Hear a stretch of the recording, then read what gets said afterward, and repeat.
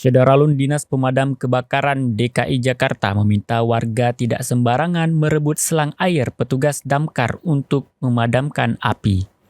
Imbauan ini menyusul adanya warga yang merebut selang milik petugas damkar untuk memadamkan kebakaran di Jalan Budi Mulia RT 01 RW 11, Kelurahan Pademangan Barat, Kecamatan Pademangan, Jakarta Utara, Jumat 23 September 2022 lalu.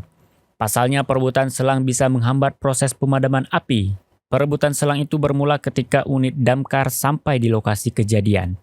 Tampak beberapa warga ikut memegang selang milik petugas untuk memadamkan api. Salah seorang di antaranya juga sempat memecahkan kaca jendela di lantai 2. Ia lantas mengarahkan selang air ke dalam untuk menghentikan api. Namun, karena mereka tak kuat menahan tekanan air, akhirnya selang itu terlepas dari genggaman. Air dari selang pun menyembur ke arah warga yang sedang menyaksikan insiden kebakaran dan membuat mereka berhamburan karena basah kuyup. Imbas kejadian tersebut, sumpah serapah hingga adu mulut keluar dari mulut warga yang kebasahan.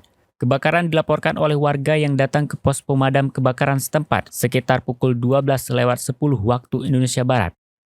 Api menghanguskan sedikitnya 3 bangunan.